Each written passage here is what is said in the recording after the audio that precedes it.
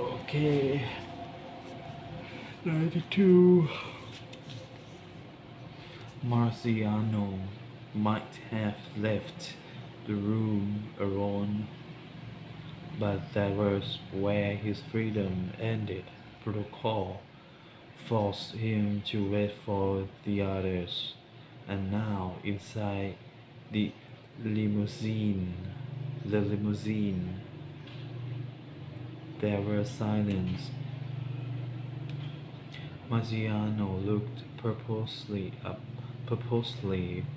out the window as the green gate closed behind them, and they turned into Via Brussels, Brussels, knowing with the investments already in place, his actions inside had all but scales his fate. Once again he thought of the 3 lakes Palestina had promised, which 2 were to come after her fate, and when only the Secretariat knew Palestina's sickness and cruelty were beyond comparison. His just witnessed act of self-deception incredible. When and how had intelligent and respectable man turned, or had the monster always been there and only sleeping?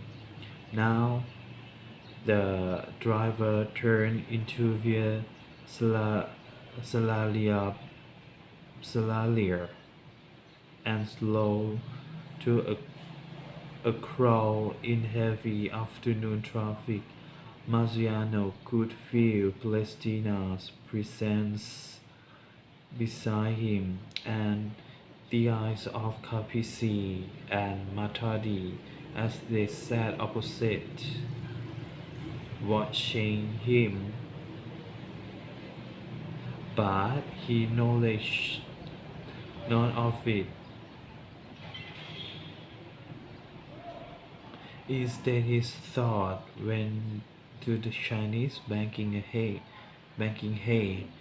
Yan Ye, remembering him not as an astute, astute businessman who was at the same time an autocratic lifelong member of the Chinese Communist Party and promi- prominent advisor to the party chairman, but later as a friend and humanitarian.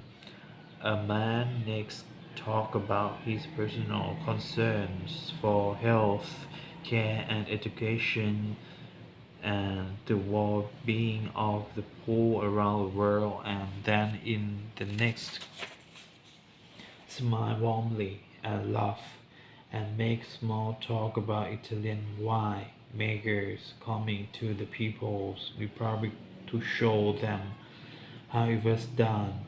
Do you often make telephone calls to North America? Palestina's voice echoed suddenly and sharply behind him. Marciano turned from the window to see Pristina staring at him, his, his huge frame taking up most of the seat between them. I don't understand. Canada, in particular Palestina, kept his eyes on Marciano. The province of Alberta. I still don't understand. 1011-403-555-2211, Palestina said from memory. You don't recognize the number. Should I? Marciano could feel the lean of the car as they turned onto Via Pinciana. Outside was the family green of the Villa Borghese, Boff, Boff, Boffes. Abruptly, the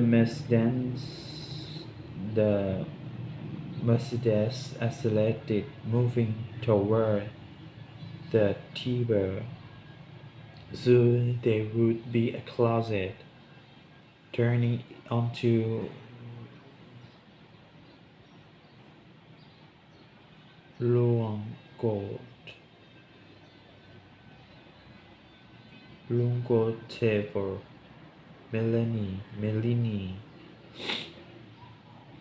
going toward the Vatican.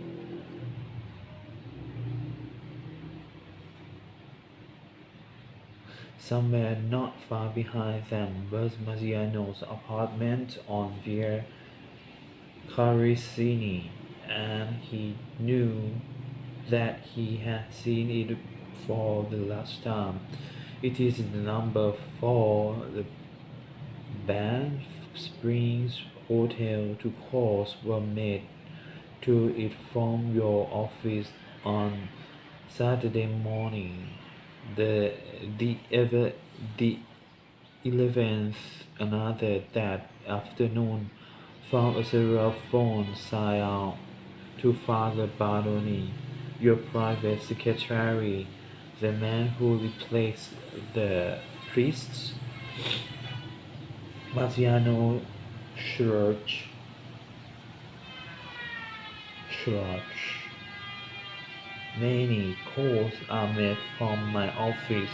Even on a Saturday, Father Barney works long hours. So do I, so do others. I do not keep track of every telephone call. You told me in the presence of Jacopo that the priest's first date,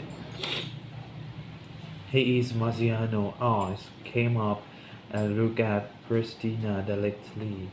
Then who was brought to Bellagio to Via Lorenzi 2 days ago on Sunday evening, the 25th, 12th. Marciano smiled. You have been watching the television. The calls to Banff were made Saturday, and the priest was brought to Vera Lorenzi on Sunday. Christina leaned forward into the face of Nicola Marciano, stretching the material of his jacket tight across his back. Vera Lorenzi is owned by the writer Eros Babu. Eros Babu is vacationing at the band at the Banff Springs Hotel. If you are asking if I know Eros Babu, Eminence, you are right. We are old friends from Tuscany. Christina watched Marciano carefully for a moment longer. Finally, he sat back. Then you should be saddened to hear he has committed suicide.